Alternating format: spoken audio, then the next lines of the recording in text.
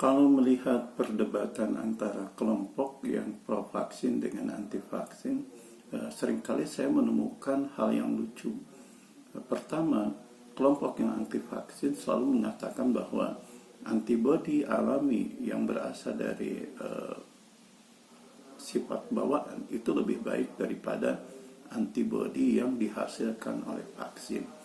Sedangkan kelompok yang pro vaksin mengatakan bahwa antibodi yang dihasilkan dari pemberian vaksin itu jauh lebih baik karena bersifat spesifik pada patogen atau kuman yang masuk. Tapi dua-duanya sebetulnya salah karena memang peran imunitas itu tidak dilakukan oleh antibodi. Teman-teman sekalian, fungsi antibodi itu sebetulnya hanya sebagai pengikat atau pelapis sehingga sebuah patogen itu bisa masuk ke dalam sel apapun, baik terutama di sini adalah sel-sel imunitas seperti limfosit atau makrofag. Ya. Jadi kalau misalnya tidak ada antibodi, maka si kuman itu tidak akan bisa masuk ke dalam sel. Nah, sekarang justru yang lebih penting dalam proses imunitas bukanlah antibodi, tapi lisosom dan peroksisom. Nah, peroksisom dan lisosom inilah yang sebetulnya akan mencerna patogen di dalam sel, baik sel apapun.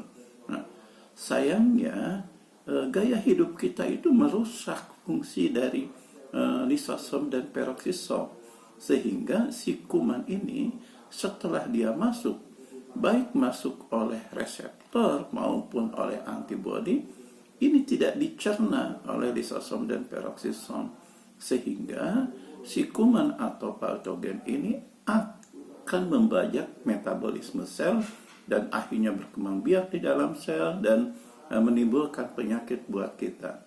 Jadi sebetulnya yang perlu ditegaskan sekali lagi di sini bahwa antibodi itu bukan yang berperan untuk mencerna atau menghancurkan sebuah kuman patogen, baik itu antibodi alami ataupun antibodi yang dihasilkan dari vaksinasi.